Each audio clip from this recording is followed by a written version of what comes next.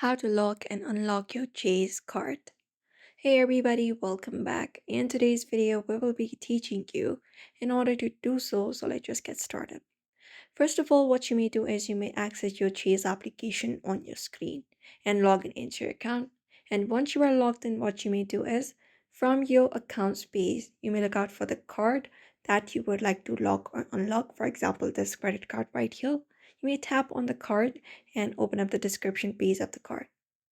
Now, what you may do is once you're here, you may look out for the option called Manage Account or something like that and tap on it. And when you tap on it, here you will be finding different options within Manage Account. You may look out for the first option at the very top. We have Stored Cards, Lock and Unlock Card, the one we are looking for. You may tap on it. And when you tap on it, here you will be finding section of Lock and Unlock Card.